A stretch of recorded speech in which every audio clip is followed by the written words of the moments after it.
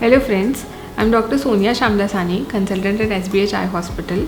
आज हम लोग डिस्कस करेंगे आँख के सामने काले साए जैसे घूमने वाले मच्छर या उसके धब्बों को,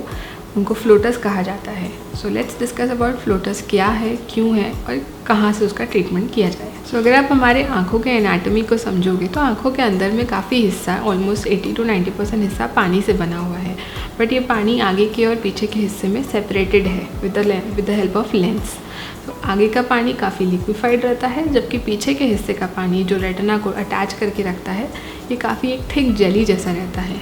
अब यूजुअली एज रिलेटेड चेंजेस में, या फिर कभी अचानक चोट लगने से, मार लग जाने से,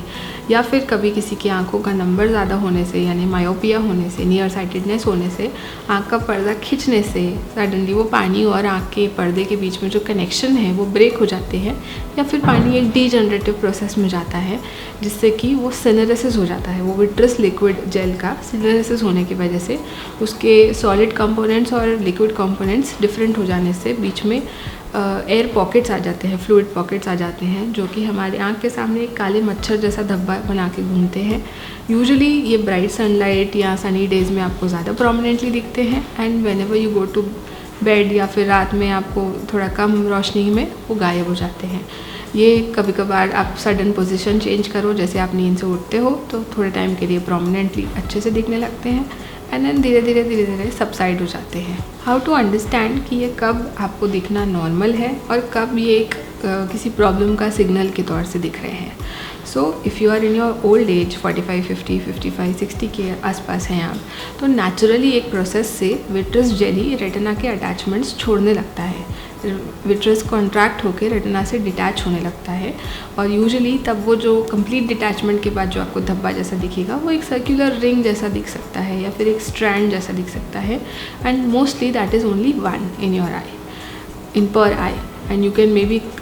सी when with covering one eye. आप अगर आप एक आंख में बंद करोगे तो दूसरे आंख में दिख रहा है, दैट विल बी प्रोमिनेंट कि आपको इस आंख में वो फ्लोटर हुआ है बल्कि दूसरे आंख में नहीं हुआ है। And likewise you can see in your other I also. इसके लिए the best thing should be आप अपने डॉक्टर के आई स्पेशलिस्ट के पास जाके रेटिना चेकअप करवाइए। वो आपकी आंखों में कुछ ड्रॉप्स डालेंगे, डायलेटिंग ड्रॉप्स, जिससे आपका प्यूपिल डायलेट हो जाने से अंदर का रेटिना और उसका विट्रस जेली क्लियरली ट्रीटमेंट मतलब दिखाई देता है,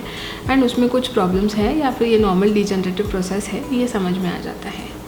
but if you are in your young age और या फिर आपको कोई चोट मार लगा है या बिना किसी रीज़न के आपको फ्लोटर्स दिख रहे हैं, या फिर वो फ्लोटर्स अपने इंटेंसिटी में बढ़ रहे हैं, या फिर अगर आप एक शुगर पेशेंट हैं और आपको फ्लोटर्स दिखना स्टार्ट हो रहे हैं, या कभी कभी ओल्ड एज में एज रिलेटेड प्रॉब्लम्स की वजह से भी आपकी आंख के सामने ये काले धब्बे जैसे घूमते हैं, तो that could be an indication कि आपका रेटिना शायद कहीं से स्ट्रेच हो रहा है, या फिर कहीं से उसमें क्रैक्स या होल्स डेवलप हो रहे हैं, या फिर वो रेटिना में कहीं ना कहीं ब्लड स्पॉट्स आने की वजह से भी ये फ्लोटर्स दिखाई देते हैं।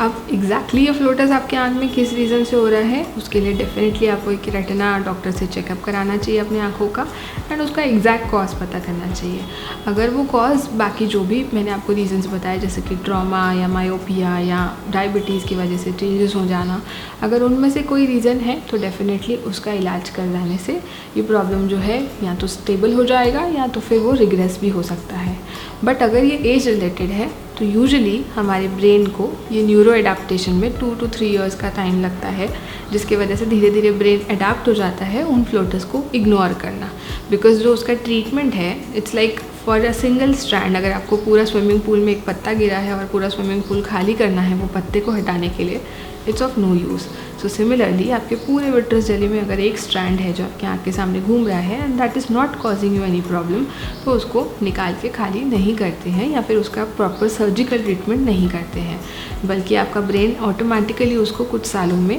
अडाप्ट कर लेता है और वो उसका पार्ट समझ लेता है, and then you are okay with it. So कभी भी आँख के सामने अगर कोई मच्छर दिखे तो घबराना नहीं है, बस एक बार रेगुलर चेकअप करवा लीजिए। Hopefully it is nothing to worry about, and even if it is something to worry about, that is treatable. So we are there to serve you. Thank you.